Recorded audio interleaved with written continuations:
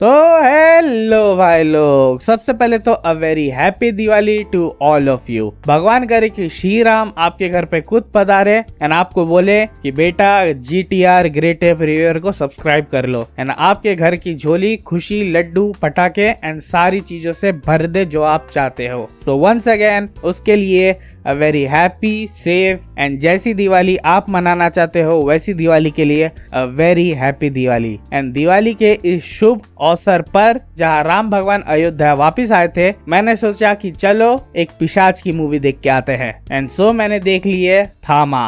तो जिन्हें अभी तक नहीं पता है तो भाई तुम्हें कैसे नहीं पता है एंड तुम कहाँ सो रहे थे अभी तक, लेकिन Thama is the newest and the biggest instalment in the Maddock horror comedy universe. यानी स्त्री, भेड़िया और मुंजिया के बाद ये है उनका नेक्स्ट बिग थिंग, जो कि है काइंड ऑफ लाइक वैम्पायर के जोन में। टोटल वैम्पायर नहीं, लेकिन वैम्पायर के जोन में। एंड मूवी के स्टारिंग में है आयुष्मान खुराना बहुत टाइम बाद, एंड रश्मिका मैं अपनी नाभि हर मूवी में दिखाऊंगी Mandanna, and of course Nawazuddin Siddiqui as the main villain. Sounds fun right? Well थोड़ा रुक जाओ भाई लोग, क्योंकि यहाँ पर हॉरर कम, कॉमेडी कम एंड हॉरिफिक राइटिंग ज्यादा है एंड अनइंटेंशनली फनी मोमेंट्स ज्यादा हैं। तो सबसे पहले तो इस मूवी की कहानी की ही बात कर लेते हैं, जो कि अगर विदाउट स्पॉयलर्स मैं तुमको बताऊं तो कुछ ऐसी है। आयुष्मान खुराना का कैरेक्टर आलोक गोयल एक जर्नलिस्ट होता है एंड वो अपने दोस्तों के साथ जंगल में इन्वेस्टिगेशन करता होता है एक केस के ऊपर। एंड एक दिन ऐसा होता है कि वो जंगल में फंस जाता है एंड एक भालू उस पर अटैक करता है एंड बहुत बुरी तरह उसको मारता है। लेकिन फिर एंट्री होती है रश्मिका मंदाना की, जो उसे बचा लेती है भालू के अटैक से। एंड फिर थोड़े टाइम बाद पता चलता है कि वो इंसान नहीं है, she is an Indian vampire, जो कि इस फिल्म के मेकर्स के अकॉर्डिंग होते हैं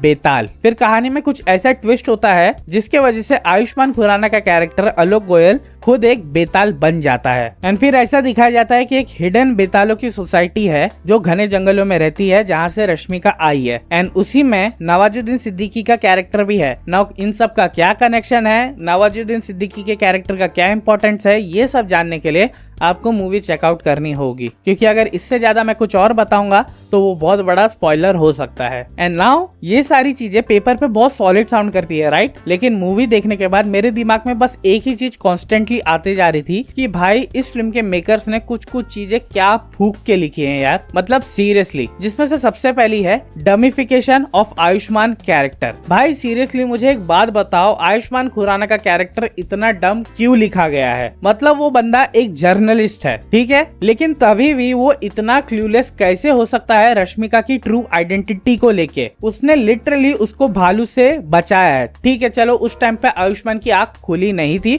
उसने नहीं देखा, ये मान लेते हैं। फिर उसके बाद वो जब भी छींक रही है आयुष्मान के सामने, तो वो खुद अपनी आंखों से देख पा रहा है कि भाई इसकी छींक से आजू बाजू के कांच टूट जा रहे हैं, कांच का ग्लास टूट जा रहा है, एक सामने रखा हुआ आईना टूट जा रहा है। वो अपने कंधों पे लिटरली आयुष्मान को बिठाकर पेड़ से पेड़, जैसा टॉयलेट के स्टाइल में था ना, ठीक वैसे कूदा कूदा के लेके जाती है उसके सामने, ठीक है। वो जानता है कि उसके साथ ये सब हो रहा है, वो बेहोश नहीं है, वो देख पा रहा है अच्छे से, ठीक बेला के जैसा जो टॉयलेट में थी। फिर जब वो उसको दिल्ली लेके आता है, तब रात में वो लिटरली उसके कुत्ते का खून पीने जाती होती है उसके सामने।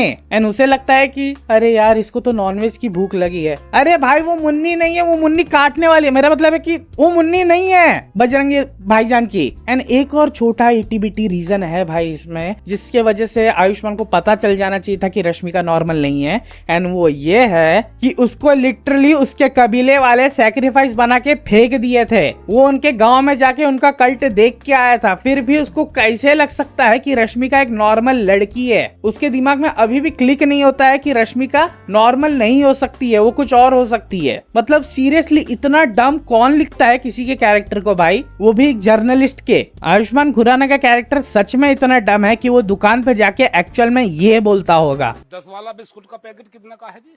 एंड पता है सबसे अजीब बात क्या है? अगर आयुष्मान खुराना के कैरेक्टर को स्टार्टिंग में पता चल भी गया होता ना कि रश्मिका मंदाना एक बेताल है एंड नॉर्मल इंसान नहीं, तो भी मूवी के स्क्रीन प्ले पे कोई इफेक्ट पड़ता ही नहीं। स्क्रीन प्ले एकदम आसानी से फ्लो होता है एंड मेरे अकॉर्डिंग तो शायद से बेटर फ्लो होता। लेकिन नहीं, मूवी के मेकर्स ने अच्छा खासा फर्स्ट हाफ लिया है मूवी का आयुष्मान खुराना के कैरेक्टर को एक डम एंड गलेबल बॉय दिखाने के लिए, जैसा राजकुमार राव है स्त्री में। एंड अब जब स्क्रीन प्ले की बात कर ही रहे हैं हम लोग, तो भाई मेरे को एक बात बताओ प्लीज, किसको इतना आसानी से प्यार होता है यार? इधर साला हम इंसान से नहीं कर पाए, सॉरी कर तो पाए, हम करा नहीं पाए किसी को, बट यहाँ पर लोग बेताल पटा रहे। अरे मुझे पता है कि मूवी है, लिबर्टी ली जाती है, लेकिन भाई कोई कनेक्शन तो बिल्ड करो, कुछ तो हमें भी फील कराओ, कुछ तो ऐसा दिखाओ जिसे हमें देख के लगे कि हाँ भाई ये दोनों एक दूसरे पे मरने के लिए तैयार है एंड इस बात को हम समझते हैं अच्छे से। मतलब कोई कनेक्शन ही फील नहीं होता तुम्हें आयुष्मान और रश्मिका के बीच में। वो क्यों प्यार करने लगे? वो बस उसे एक गाना सुनाता है एयरपोर्ट पे लगा के या फिर कोई तो हेडफोन में लगा के, एंड बस भाई मतलब खत्म हो गया, तूने मेरे को गाना सुनाया, मैं पड़ गई तेरे प्यार में। और कोई मुझे इससे ज्यादा दिखा नहीं कनेक्शन। मतलब भाई आप शेप ऑफ वाटर देखो, 3000 ईयर्स ऑफ लॉन्गिंग देखो। मैं जानता हूँ आप इतना डीप नहीं जा सकते, लेकिन कोई तो कनेक्शन फील कराओ। रश्मिका को आयुष्मान क्यों पसंद है इसका मेरे को अभी तक कोई आइडिया ही नहीं है, एंड आयुष्मान को रश्मिका क्यों पसंद है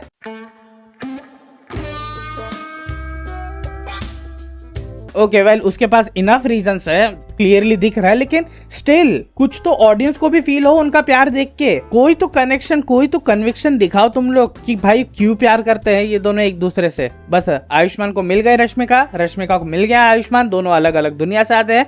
ऑडियंस अब तो मान लो कि ये दोनों प्यार करते हैं एक दूसरे से, हम आगे नहीं दिखाएंगे, हम मेहनत नहीं लेने वाले राइटिंग में। यही था इस मूवी में, at least from the love angle point of view. Now अभी हम जब एक्टिंग की बात करें तो आयुष्मान खुराना बहुत टाइम बाद स्क्रीन पे आए हैं and he has done a very good job. कुछ कुछ सीन में तो जेन्युइन इमोशन दिखता है भाई, अच्छे से दिखता है, स्पेशली तब जब उन्हें पता चलता है कि वो बेताल बन चुके हैं। जो उनका कंफ्यूज्ड फेस है, जो एकदम टेंस्ड लुक है उनका, वो बहुत ही अच्छा किया है उन्होंने। एंड स्पेशली कुछ कुछ इमोशनल वाले सीन जो उन्होंने परेश रावल के साथ किए वो भी काफी बढ़िया है। हाँ कभी कभी वो बहुत ऑफ लगते हैं जब वो राजकुमार राव बनने का ट्राई करते हैं स्त्री का, या फिर राजकुमार राव बनने का ट्राई करते हैं ऑलमोस्ट राजकुमार राव की हर एक मूवी का, तो वो बहुत आउट ऑफ प्लेस लगते हैं। ऐसा लगता है कि सीरियस सीन में उनकी कॉमिक स्माइल आ रही है, एटलीस्ट मुझे ऐसा लगा देखने में। But other than that he has done a very good job. And फिर आते हैं रश्मिका मंदाना पे, तो भाई लोग व्हाट द हेल, क्या ये लड़की सच्ची अपने कॉन्ट्रैक्ट में सामने से लिखवाती है क्या? ये डिमांड करती है क्या जो भी मूवी मैं कर रही हूँ उसमें मेरे कपड़े छोटे ही होने चाहिए, जो भी मूवी मैं कर रही हूँ उसमें मुझे ऑब्जेक्टिफाई ही करना चाहिए, नो मैटर कौन से टाइप का मेरा रोल है। मतलब सीरियसली यहाँ पर रश्मिका का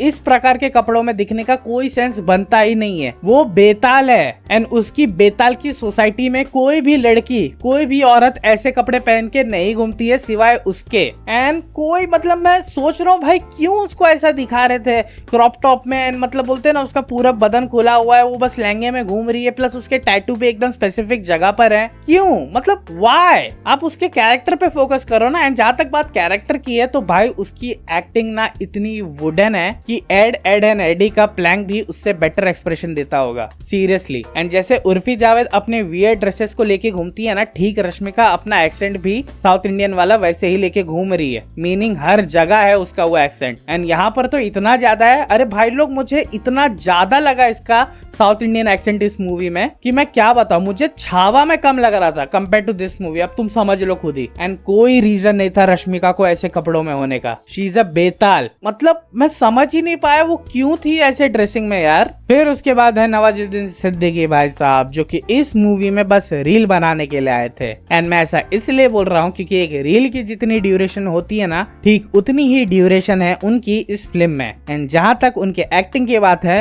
तो वो सेम अपना किक वाला रोल ही कंटिन्यू कर रहे हैं यहाँ पर ही, which is wannabe joker. And जो की है full of over acting, very obnoxiously loud, weird laughter के साथ, जो कि जरा भी वर्क नहीं करता है यहाँ पर तो कतई नहीं। एंड उनका रोल ठीक वैसा ही है जितना ओरशी रोटेला का था डाकू महाराज में, meaning no importance at all. Paresh Rawal sir ठीक ठाक ही लगे हैं, उनका स्क्रीन टाइम भी लिमिटेड ही था, लेकिन सिंस वो इतने ज्यादा अच्छे एक्टर है तो वो छाप छोड़ के तो जाते हैं। सेम हमारे प्रहलाद चाचा के लिए भी जो पंचायत से है, उनका रोल भी बहुत अच्छा था। एक बहुत अच्छी चीज की है उनके रोल के साथ फिल्म के मेकर्स ने, जो कि मुझे बहुत बढ़िया लगी। लेकिन जहाँ तक बात कॉमेडी की है ना, तो ये मूवी इतना प्रोवाइड करती नहीं है परेश रावल सर को या फिर प्रहलाद चाचा को अपने पंचायत के comedy wise. And believe me when I said this कि ये movie Maddock horror comedy universe की सबसे लीस्ट फनी फिल्म है। यस, क्योंकि ना इसमें स्त्री जैसा स्मार्ट ह्यूमर है, ना भेड़िया जैसा सिचुएशनल फनी कॉमेडी है,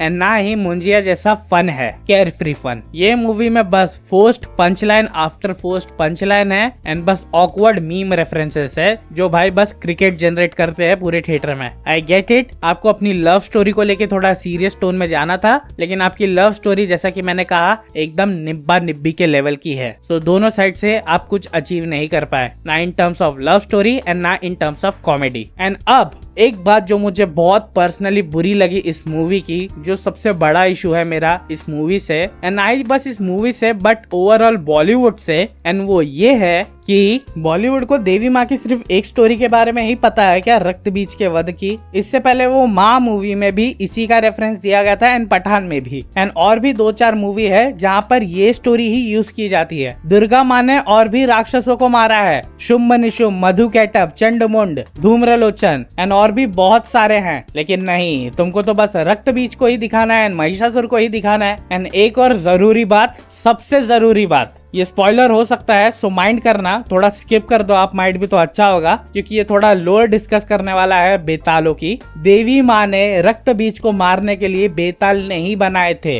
उन्होंने माँ काली को बुलाया था ताकि वो उसका खून अपनी जबान पे गिरा सके इंस्टेड ऑफ कि उसका खून धरती पे गिरे। एंड उसके एक खून की एक बूंद से 1000 रक्त बीज पैदा होते थे, ना कि एक ही। थोड़ा दुर्गा सप्तशती पढ़ोगे तब तुम्हें पता चलेगा। एंड देखो, मेरे को ये बेताल की ओरिजिन स्टोरी ना जरा भी पसंद नहीं आई, एंड मैं ऐसा इसलिए नहीं बोल रहा हूँ कि देखो इन्होंने हमारे हिंदू स्क्रिप्चर को उठा के तोड़ मरोड़ के अपनी मूवी में कैसा भी प्रेजेंट किया है, ये गलत है। नहीं, मैं यहाँ पर इस चूतिए की तरह बात नहीं कर रहा हूँ। देखो, अगर ये चाहते ना इस फिल्म के मेकर्स, तो बेताल की स्टोरी को darkest of the darkest origin दे सकते थे, हमारे हिंदू स्क्रिप्चर से ही दे देते, मैली विद्याओं के साइड पे जो होती हैं, कर्ण पिशाचिनी, व्हाटएवर, कोई भी स्टोरी आप दे सकते थे। लेकिन आपने चूज किया कि एकदम ओवरडन एंड बॉलीवुड के वाइस एकदम जेनेरिक स्टोरी उठाओ एंड उसे एक इनएक्यूरेट वे में प्रेजेंट भी करो, एंड सो वो जरा भी इंगेजिंग नहीं लगती है एंड इनफैक्ट बोरिंग लगती है अभी देखने को।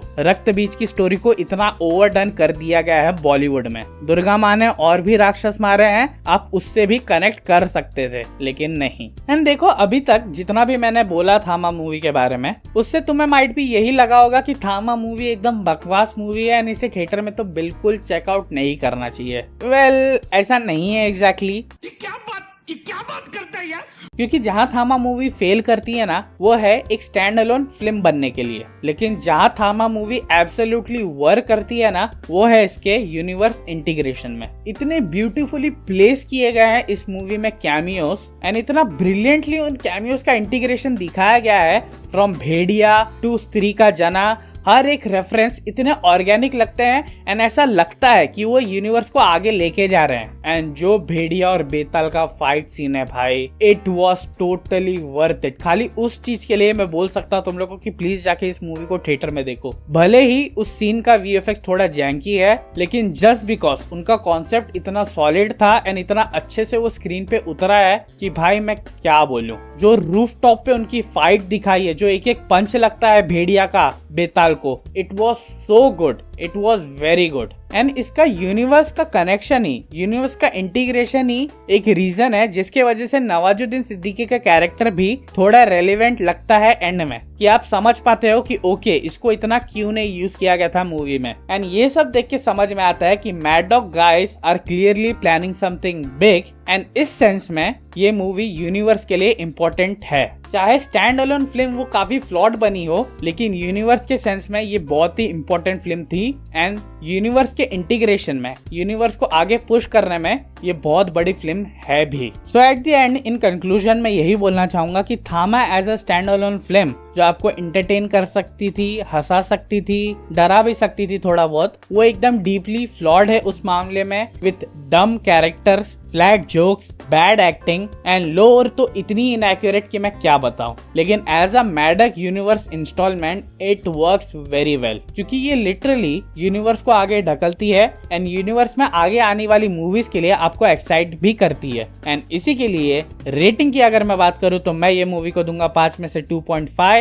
थैंक्स। तो अगर तुम चाहते हो अपने फैमिली के साथ दिवाली के दिन कोई मूवी देखना जहाँ तुम ठीक ठाक इंटरटेन हो जाओ, तो तुम जाके थामा देख सकते हो इन थिएटर्स, या फिर अगर तुम कुछ आउटस्टैंडिंग मास्टरपीस देखना चाहते हो देन तुम्हें पता है कि तुम्हें क्या देखना जाना चाहिए। तो देखो भाई लोग, तुम लोग को जाना है तो तुम लोग थामा देखने जा सकते हो। मुझे तो ये मूवी वैसे भी इतनी पसंद नहीं आने वाली थी, मेरे को पहले ही पता था, क्योंकि इसमें भी इन्होंने लव स्टोरी घुसा दी। वैसे तो हॉरर कॉमेडी के हर मूवी में लव स्टोरी है, लेकिन स्टिल जैसा कि मैंने एक मेरी वीडियो में बोला है कि love story is not my cup of T, and मैं पकता हूँ मूवीज देखने के लिए, लेकिन अभी काम ये पकड़ लिया तो क्या करें। वैसे यार थामा के साथ एक और मूवी रिलीज हुई थी ना, कौन सी वाली थी वो? रुको मैं गूगल पे चेक करता हूँ।